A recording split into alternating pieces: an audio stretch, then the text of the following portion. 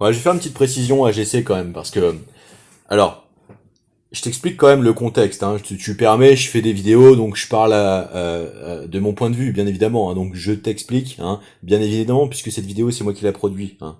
Donc si on peut pas gagner du temps sur interactivité, je veux dire, c'est même pas la peine d'essayer d'avoir à scoltiner la cybernétique. Donc, alors, est-ce que tu identifies quand même le fait que derrière la démarche d'user du stéréotype pour faire de l'humour, hein, puisque il faudra forcément avoir une tactique de sublimation pour produire du sublimant plus que du transgressif, hein, de la subversion plus que du transgressif, hein, de la de l'encapacitation plus que de la déprédativité, hein.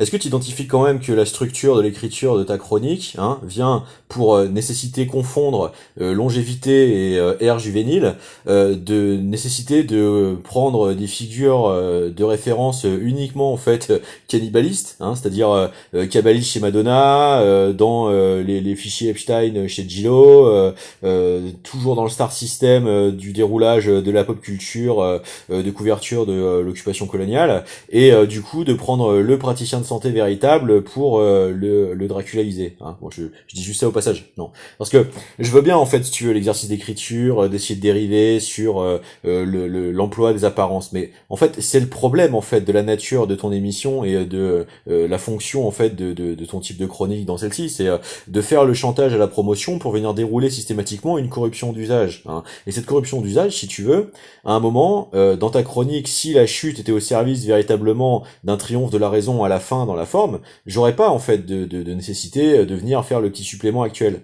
Or, le problème, si tu veux, c'est que vu que moi je suis personnellement en fait la cible de la tentative d'un harcèlement, d'un transfert projectif indéfendable à cause d'une suprémacisation, d'une aliénation identitaire et d'un protocole de surcompensation en fait de son reconditionnement, et que j'en fais les frais depuis 25 berges pour rien et que ça commence sérieusement à me gaver, hein, parce que derrière ce qu'on voit dérouler, c'est l'infiltration et la suprématisation par cartel qui ne s'est joué que de la réitération, de la récidive, de harcèlement, de tentatives de démagogie et d'insistance dans une débilisation profonde, corruptionnelle et aliénatoire des facultés, parce que je suis pas contre les libertés d'usage, de l'expérience, des états modifiés de conscience, des psychotropes. Par contre, il faut la compenser et l'équilibrer avec un effort culturel, hein, un effort de maîtrise des concepts, hein, parce que sinon ça s'appelle juste en fait de la débilisation, de l'aliénation, de la culturation. Hein.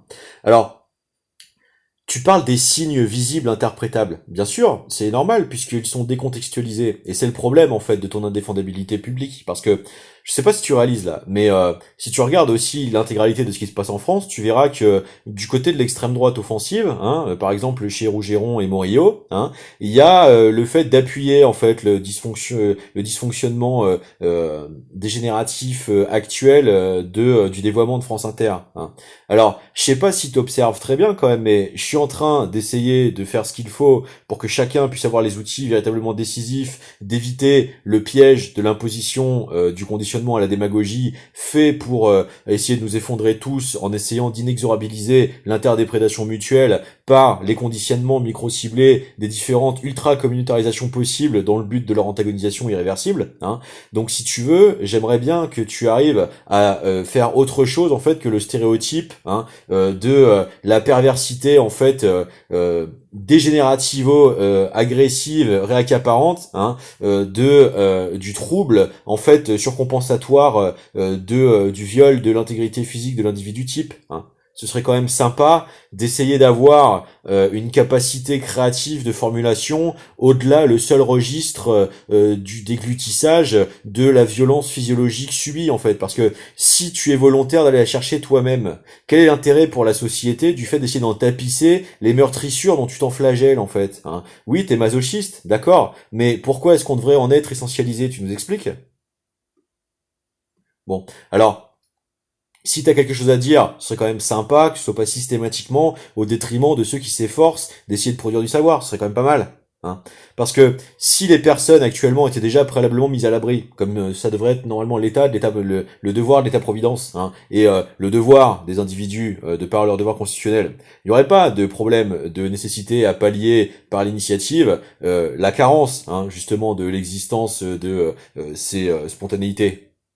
Mais vu qu'il y a un effet systémique de recherche hypocrite, de conditionnement par les techniques de la manipulation du stéréotype sur le champ social derrière la couverture d'humour, bah je suis obligé de te répondre, Jessé. Hein. Et c'est pas que tu personnifies absolument ceci, c'est que tu choisis de t'adonner à cette tentative de pollution systémique publique multirécidivante.